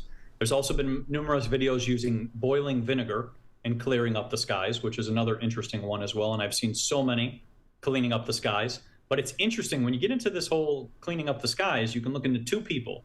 You can look into Trevor James Constable, who was all about etheric weather engineering. He was actually the one who cleaned up the smog in California in the 1980s using different types of cylinders, and they would spin while they were on a boat or while they were on a car or while they were on an airplane, and it would completely clean up all the nonsense and all the smog and everything else. So Trevor James Constable is one person to look into. The other person in related to electroculture and clearing up the skies is Wilhelm Reich. If you guys remember Wilhelm Reich, they labeled him as a quack, they labeled him as a crazy, they labeled him as a loony, and those are all Rockefeller educational terms. That's why they teach those. But with that, he was basically cleaning up the skies. He had a thing called a cloudbuster, and you can look him up. He has a museum in Maine, and there's a gigantic big device that has these huge rods which are attached to running water, which is something we don't see as much anymore because all these dams are blocking up all the water and the flow of water, so the flow of energy. But he would connect this cloudbuster into the water and he could clean up the sky. And it was interesting because when did a lot of the weather engineering programs really go full in effect? 1950s. When did Wilhelm Reich get put in jail? 1950s. Same exact timeline. He also created the orgone box, which was a box that could heal people from illness, and he had like a 90% success rate. But, also that was woo-woo and quackery. But with that, when we get into the whole electroculture situation, what we're doing on the earth can also benefit what's up in the sky, because everything is, like you said, as above, so below. So with your antennas, the best way to say it is it's like a vortex going up into the air and a vortex coming down. That's the easiest visualization to see it. So what you're doing is you can harmonize your area. And I've seen, for example, many times, even by my place and other people's places, they'll have all this haze around their house, and then their spot above their house will be completely blue and sunny. So you sit there and think, okay, well, if everybody was doing this, then we would probably have these beautiful blue skies. And when we go into that topic, because I just want to take it into one more book, just because I love books and showing things on here so you guys can see, this is a weather vane, which is an interesting term. Lightning rod is a weather vane. So think about that, connected at the body, the vein of the weather. Now, what's interesting is who would create a weather vane? If you can see that size, that was on top of a church in Illinois, and that's about 10 people standing in front of this lightning rod or weather vane. And then the real question is, what were you using that for? Was that harmonizing the atmosphere? Was that harnessing free energy? Was this ball filled with mercury? You know, because these things are made out of copper and gold, and those are conductive materials. So when you think about all these weather vanes, and you think about all the lightning rods that used to be on top of the old world buildings, what's the first thing they always remove off of these old world buildings? The antennas. Why would they remove the antennas? Because the antennas can counter what's up in the sky. It makes a lot of sense. It makes a lot of sense. You know, but you know what doesn't make sense? When you talk about something as simple as, hey, maybe we can utilize copper antennas. Perhaps there is something to boiling vinegar. And I say to myself, well, yeah, but we're always told by these big-time global technocrats that we need tens of trillions of dollars. We need to destroy nations and economies, and we have to be taxed to tilt to be able to turn the thermostat of the world down by 1 degree centigrade. So this just seems, I don't know, it doesn't come with a big enough price tag, Matt. I don't know if I could believe it. Yeah, that's what's interesting. What's interesting about that is they sprayed the skies with aluminum, barium, and strontium to block out the sun to save us and save the planet. So when you think about, you know, the climate is changing, well, who is changing the climate? Who is ionizing our ionosphere and heating it up with HARP? Who is spraying chemicals into the sky and then blocking out the sun? Those don't seem like things that are going to save the planet. And like you just said, the amount of money that's being spent, not even like $1, millions and billions of dollars are being done on weather engineering programs. And there's so many things people can look into that topic. You could go into the geoengineeringmap.org and look at that. It shows all of them that are taking place across the whole world. And you can see every single one that they're doing. And who are they sponsored by? The government. And all of the different cities and localities and things like that who are trying to either suppress the rain, make it rain. And then what about my say? Because I don't want any of that stuff. I don't need my weather suppressed. I want to have beautiful yields. I want to have healthy friends, family, and children and all those things. I don't need any of that. So I think electroculture is us doing something at the grassroots level and not being dependent on, like you said, that parasitic entities, which are pretty much just trying to take and never help us. Never give back. Well, that's really a wonderful place to stop. Like I said, Matt, I think that we can have many more amazing talks. I'd love to have you back sometime in the future if you'd be interested in that. Oh, you know what? One last question. What about electroculture? Is there anything, any method you know that could grow back human hair? Can I bring back my youthful Southern Italian curls, or is that just gone? So I've seen stuff with Shilajit actually bring back hair. And so I would say with that, but what I could say is what's interesting I've learned about hair growth is the scalp can have too much static, and that can actually result in hair loss. So if you think about all the plastic products that they've been giving us, and people are, you're going through and putting the plastic product through your hair and combing it, it's gathering that unwanted static. That static can actually lead to hair loss over time.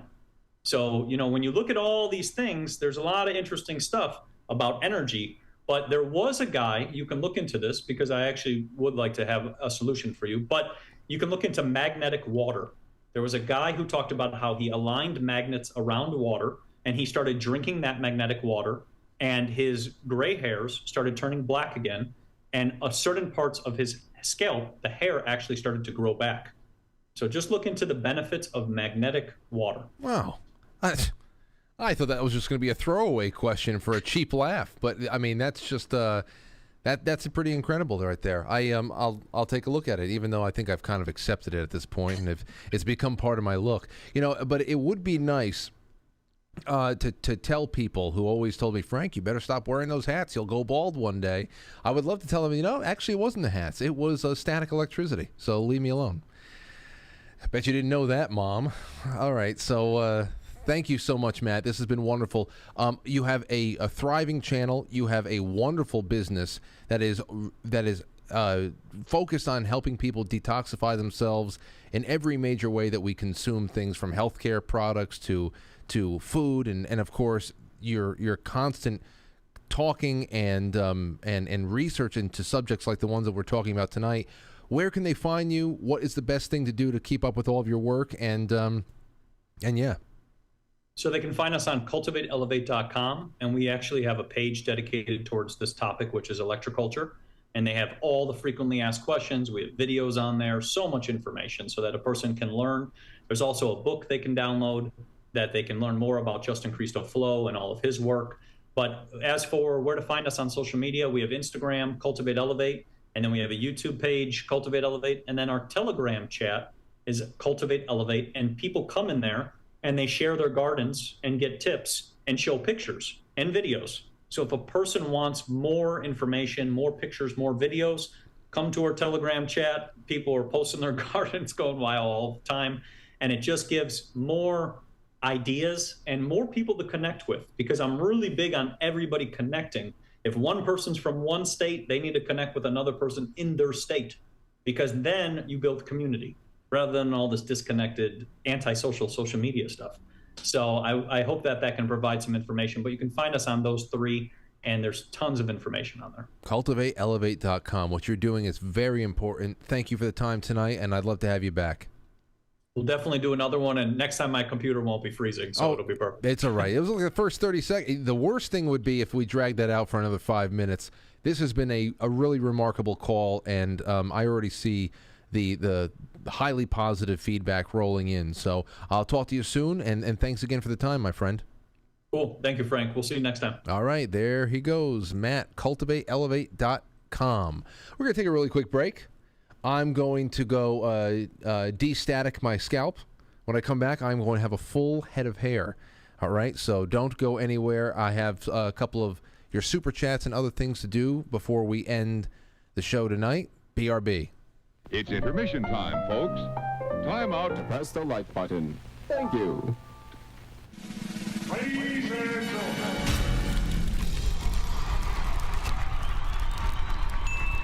Now entering, quite frankly. Quite frankly. Quite frankly. Quite frankly. Quite frankly.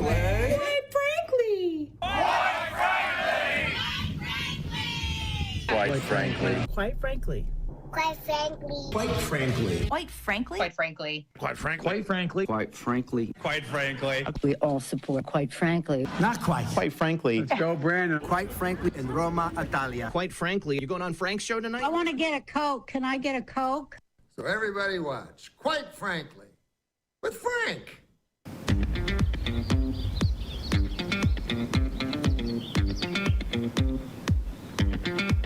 Quite frankly.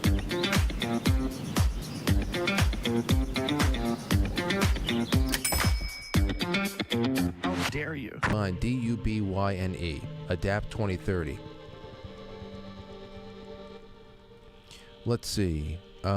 Jesse 81138, thank you. C Blanche says amen.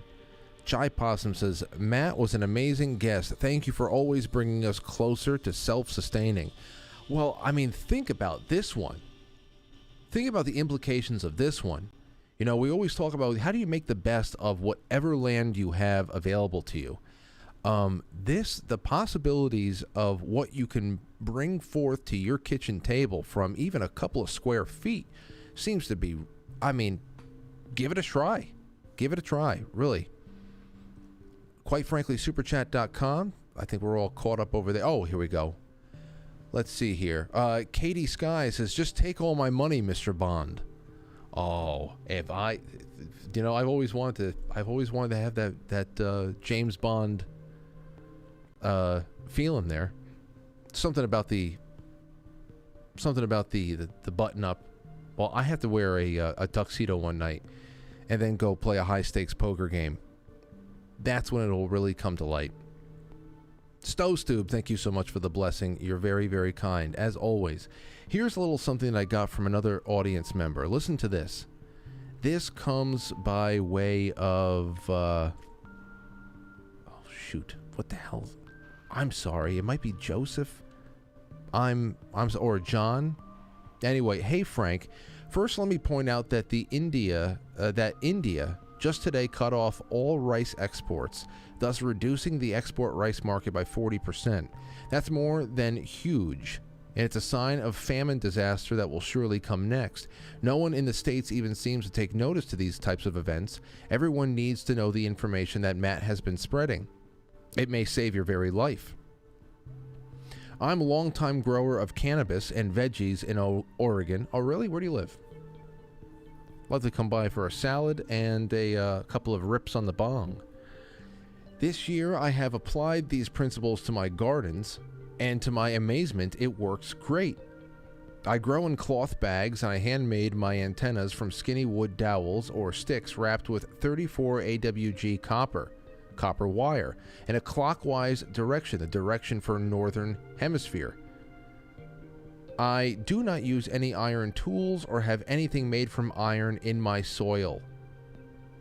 So far, I have seen a large increase of birds, bees, and ladybugs, and I have not had to spray any insect control. This is really very unusual when growing cannabis.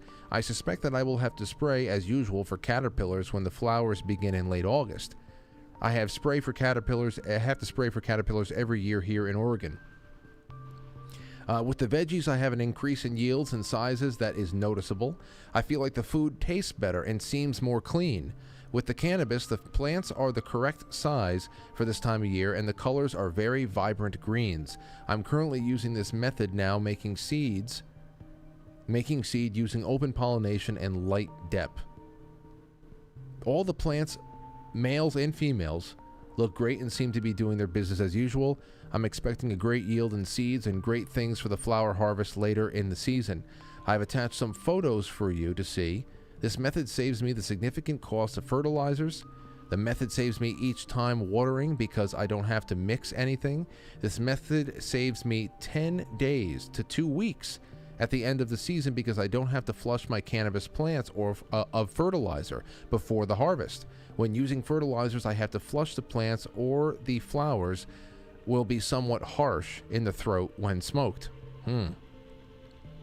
Everyone needs to know this information and be prepared to grow some of your own food. Cultivate, Elevate Matt has been one of the primary sources of this information for the independent media. I would like to ask you to tell Matt thank you for me. Well, if Matt's watching, he just got that big thank you, and I got some of those pictures over here. Take a look at this. So I guess it's riding up the copper pole. I think that one. I don't know which that is. That's nice. What are those, green beans? There's a little bit more. And there you go. Now, when I saw this picture, I wrote him back pretty quick because I said, what strain is this? I'm looking at the nice, thin, spindly constructions of those leaves, and I said, that has got to be a sativa. And he says, it is indeed a sativa-heavy, sativa-dominant strain. It is forbidden fruit. I said, well, well, when they become mature, let me know. So there's something from the audience already. I'm going to give this a shot. I really am. And nothing's going to stop me. Will anything stop me? All right, so here we go. Ladies and gentlemen, I'm going to open up the lines for calls. It's 836-914-200-0269. What do you got for me? What do you think about everything tonight? Anything that you want to add from your own experiments in your garden? Anything that you have picked up along the way in this respect? 1893 talks. Any tidbits or stories, anecdotes about suppressed technology that you think would have made a huge impact on the last 100 years had it not been suppressed? Go ahead. Call me up. Make my night. Although, how can you make my night better than Matt already has? I've got a full head of hair. 914-200-0269. Would be great to have you call in. And our first one up is Frederick. You there? Hello? Hello? Yeah, what's up? I'm listening to your show. did you guys hear about the African guy who harnessed energy from the air into a TV? No. Explain that one to me. Yeah, so like, and if you can, caller, hey, like caller, guy, but I'm not sure. Caller, but, hold on, caller. Guy harness. Hold on, caller. You have to turn off the stream in the background. Gotcha. Okay, yeah. So anyway. Okay. Yeah, some African guy harnessed energy from the air and like put it into a TV, but he got threatened by like the environment police or something. In Africa? He said so. Yeah. What was he broadcasting? No, it wasn't broadcasting. He was harnessing energy from the air, and there was no like cord going into the TV. Yeah, some African guy. So he was able to power his TV just from what he was just pulling in from the what we perceive as dead space around us. Correct. That's how I interpret it. Yeah.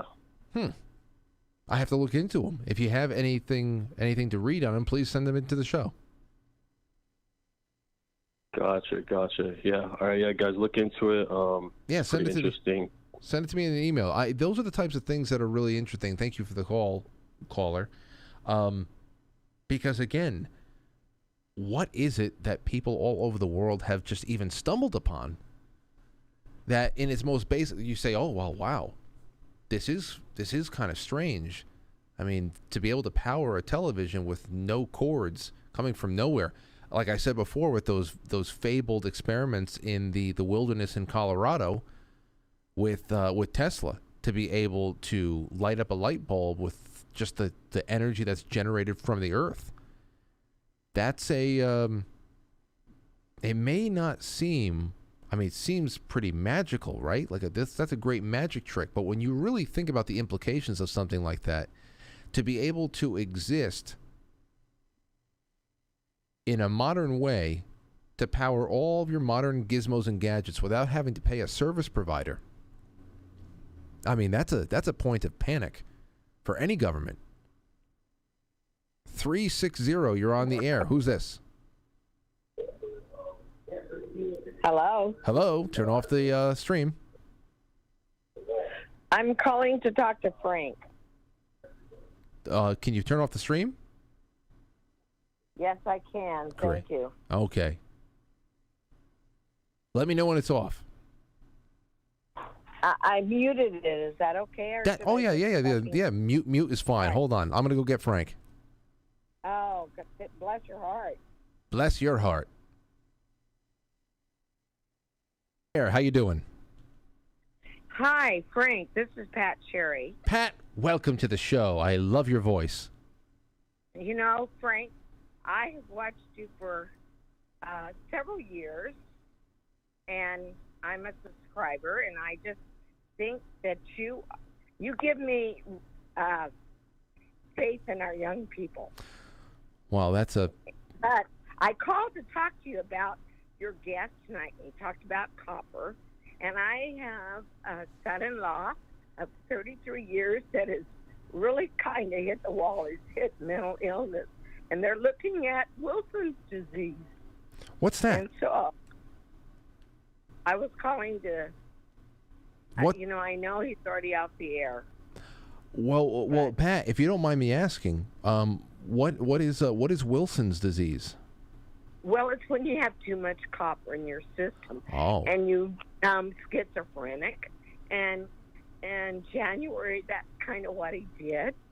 After I don't know, he's been in my family 33 years, Frank. He's my son-in-law, and raised beautiful babies, but all of a sudden I don't know this man.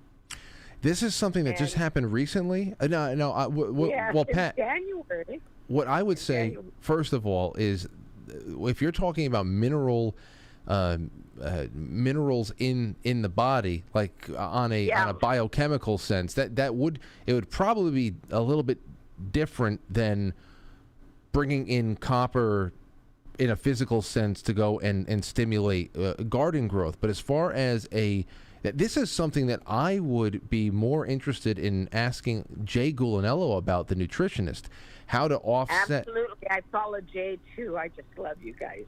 That would, Pat, if you want me to, I'll probably talk to Jay very, very soon. What I'll do is I'm going to be writing this down. Now, Wilson's disease is pretty much just, it has everything to do with this overabundance of copper in the system, and it affects you mentally in that way. Is that what brought on the schizophrenia, you said? Well, that's what they say. It brings on schizophrenia in the patient. My son-in-law has gone through the testing at OHSU in Oregon, and they can't come to a diagnosis. Well, I'll tell you that. First of all, I'm gonna keep you in my prayers because I can tell that this is really affecting you. But I'm gonna talk to Jay Gulanello about it, and I want to see what he looks into on something like this, because as I was just telling Matt, that one of the dangers, well, not so much a danger, but one of the risks of a society taking a lot of zinc is actually that it could deplete. I think it could deplete and have a negative effect on healthy balances of copper. So I wonder if there is something in that area that could be looked into, and because it looks like you have your son-in-law has the opposite problem with too much of that, and if that really is all that there is to the story. Frank, I'm old enough to have used the copper bracelets for arthritis and all that. I have a history of that. And my husband and I were looking at each other tonight when we were watching your program and thinking, really? And here we have this son-in-law that all of a sudden is turned into Dr. Jekyll, and we have no clue who he is. And he's a brilliant mind. He is. He's been married to my daughter for 33 years and provided a wonderful home for him. But we don't know who he is right now. Oh. But he's also been working with 5G, and I don't know how much of that I need to factor into it. Oh, that's that's anybody that is in a position like that. What you're describing right now, that is such a, like you said, a Dr. Jekyll, Mr. Hyde kind of a. It's the light switch is on, the light switch is off. I can see how that could be very, very concerning, especially your, concern for your daughter and their children. I mean, the best I can do is and see what some of our nutritional minded friends have to say about this, because obviously copper was a big part of tonight's show, but I think that it would probably be in a different category than what you're, maybe not, who knows. Okay. All right, let me tell you this other little factor is we are very organic and plant-based. We don't eat processed food. And my daughter and her husband, my son-in-law that's got this problem, has been gluten-free for a while. I don't know how much that might factor into it. But you know what? It's just another layer to the onion. You've got to look at the whole onion. I think you're right on that. And it's fascinating and also scary how certain people are affected by certain environmental factors, and I don't know what how close your son is to actual 5G technology, if that's what he does for a living or whatever. We know that Intel 33 years. What he's been working for 33 years? He's been an Intel engineer for 33 years. He worked on the first Pentium processor. A long time, but probably about the time you were born. Well, there's a lot that can be looked into there. And Pat, if you know what, they won't let him retire, Frank. They said he's too valuable. They've tried to get him out of it, and they won't allow him to retire. Well, if it's part of the reason why he's not, in control of his faculties at this point, then that may not be that may not be something that they could even request soon. So I mean, here's what I got. I have a couple of notes I have down here, Pat, and so I don't forget it. But in the meantime, if you'd be so kind as just to email the show, I'd like to stay in touch and just see if I could link you up with someone who has a better idea about what's going on than I do. I'm better suited as a connector of people than an actual someone who can give a diagnosis. One more point of reference. He's gone through many exorcisms that have reportedly purged ENTs out of his body. Okay. All right. So now we have an exorcism layer here. You're right that there's a lot of layers to this onion. My God, Frank, I can't tell you.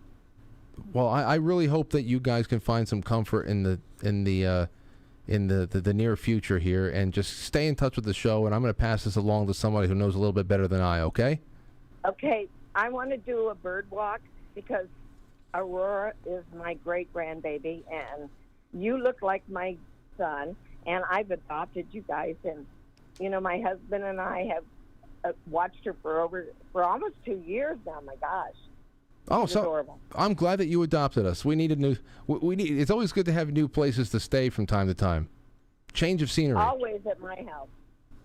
All right, Pat. Well, thank you, and send the best to your husband as well. Thank you, Frank. All right. I love you, babe. All right. Bye. Be well. There you go. I have another grandmother. I thought I was all out of grandmothers. Now I have one. All right. Here we go. Caller, you're on the air. Hi, my dad was a career Navy combat information officer for much of it. He is a sensitive. I am a sensitive, and I'm on my way to his house right now to take care of him. He's 93. He got he did something during the Cuban Missile Crisis, but I can't tell you what it is.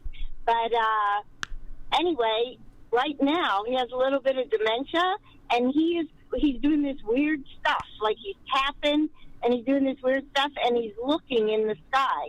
And he tells us, and we're just chuckling, and he tells us, well, you don't understand now, but you will.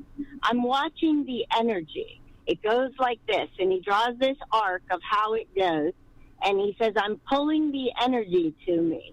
You don't understand it right now, but someday you will. And we're all laughing, chuckling, thinking, it's just dementia. But there's a lot of others. He used to come home from the ship when he was on a ship, and he could tell my mom where the toys were laid on the floor in the house.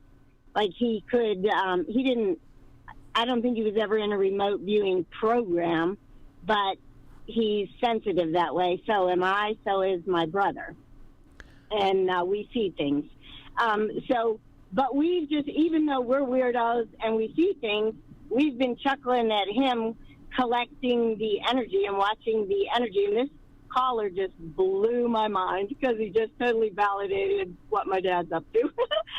So I'm on my way to his house to put him to bed. He's 93 now. You're talking about when still entertaining us. Well, when you say the caller, are you talking about Matt, the guest tonight? Yes, Matt. Well, here's my question: why, if you yourself are sensitive to the unseen world, and you feel you pick up on energies, and you know that there's more layers to this reality than what meets the eye on this very finite frequency of light, then why would you? If your father were my father or grandfather or something like that, and he's talking about what's going on in the sky, I wouldn't chuckle about that at all. I'd be like, oh no, he's onto something. Well, no, but even like I'm my own biggest skeptic. Right. You know what I'm saying? I get you. And I'll see something and I'll discount it 6 ways from Sunday, but you can't anymore after, you know what I mean? When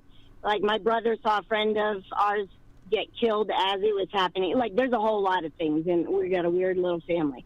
But well, here's what I would say. But this thing about the guy with and also my chiropractor told me I was wired wrong, and that what I needed to do was go in the woods and stick a piece of copper in the ground and hold it for a while, and it would ground me and wire me correctly, so I didn't keep picking up everybody else's energy. Well, there you go. I'm just laughing. Like, this is just so funny.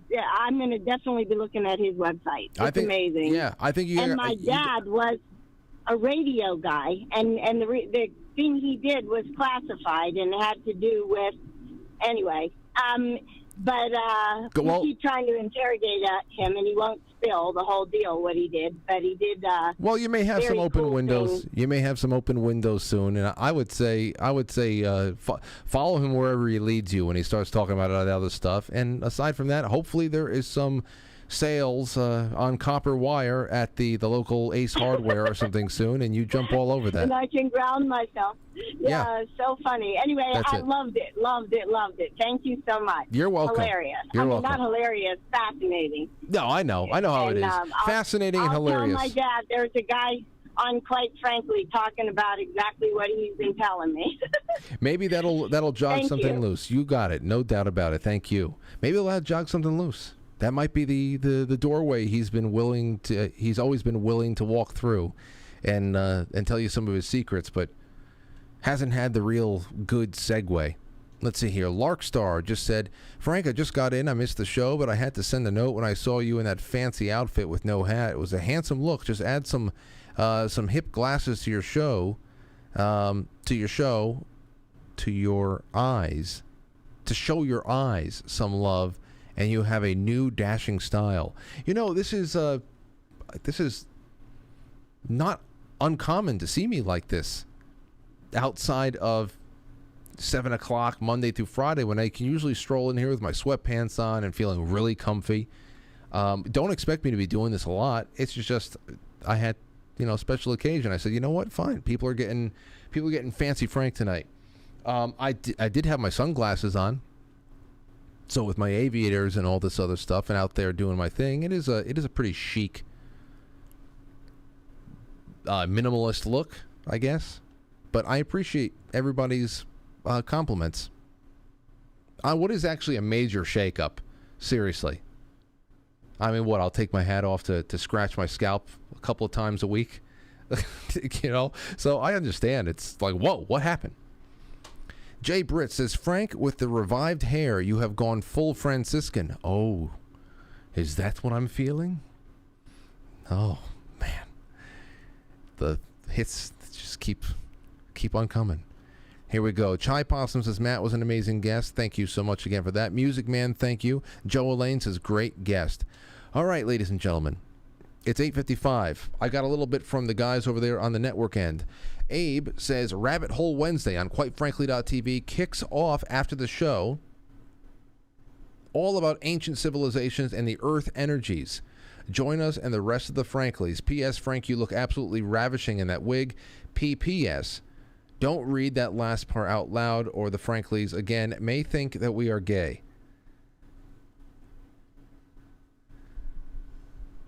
Well, too late.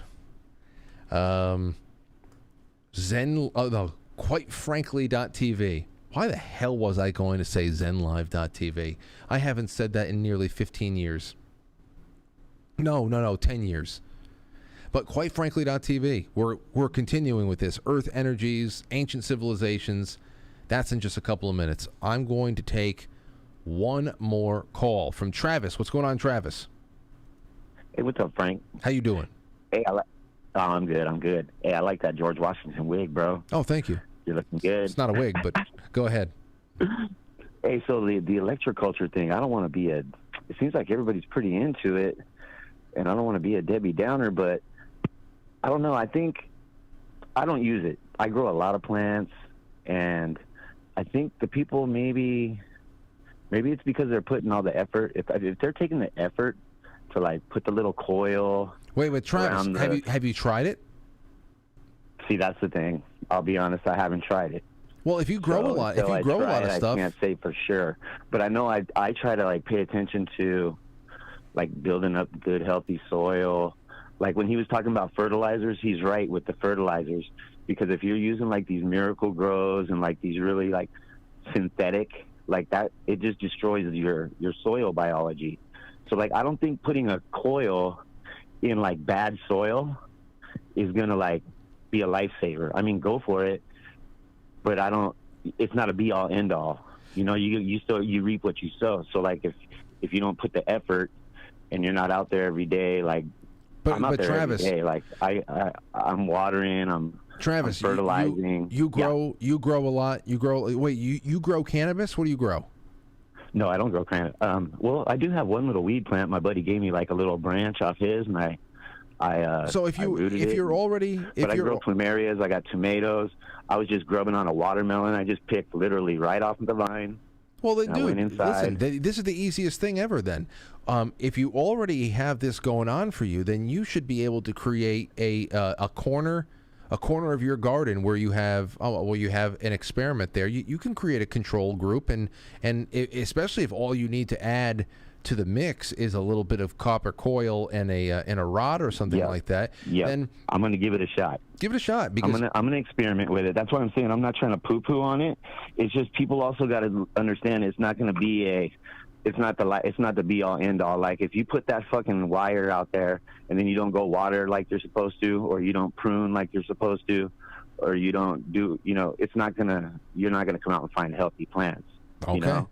So like probably my theory is like add it to it, and maybe it does work really good. I'm gonna try it. I'm hoping that Travis, you call in a couple of maybe about a month from now, and you say, Frank, holy shit, I'm going to do this to the entire garden next year, and let's see. I'll give it a try. Yeah, let's see. All right, man. Thanks for the call. I'll give it a try. Hey, people should try shade cloth too. Trust me, it helps when your plants ain't getting brutalized by the sun all day. Throw a shade cloth over your shit. It'll make a big difference. All right. All righty, man. Thank you so much. Take care, Frank. Take care. I hope that he reports back on that. Sounds like a guy who will do it. I mean, there's no reason not to. It's not like you have to adapt a whole new way of approaching things. Plants go into the soil. You have to water them to a certain degree. They need sun. But it's just that if you create a little control group where all you are giving it is a little copper love, soil, coil, coincidence? All right, that's it. It's 8:59. I'm sure we can go on all night and then all morning. But for now, Frank's got to go eat. And I will see you guys tomorrow night. We're going to have another really wonderful experience for the Thursday episode, as we're going to be talking with Lori Williams about remote viewing. Remote viewing. Oh, man. Aren't you glad we didn't talk about Hunter Biden all night? Anywho, I'll see you guys tomorrow. Thank you for all the wonderful, wonderful company. Let me make sure I didn't miss anybody on any of the Super Chats. None there. All caught up on Rumble. And there you have it. You've been a great, great audience. Get to quitefrankly.tv, and I'll be hanging out in the chat room with you before you know it. I'll catch you on the flip side.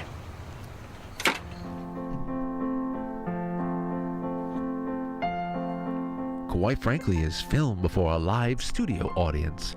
And now our super chatters, starting with Larkstar444, Jay Britz, Stowstube, Katie Sky. Over on Rumble, we have our great friend, Peppy Payne, who's standing all by his lonesome, but very, very appreciated. And all of our Foxholers, I will see you soon. That is the home of the network over there on quitefrankly.tv. Become a sponsor of the show. Go check out Matt's work at cultivateelevate.com, and I will see you here tomorrow at 7 o'clock for the week end, or the week finale. That's it. Bye-bye.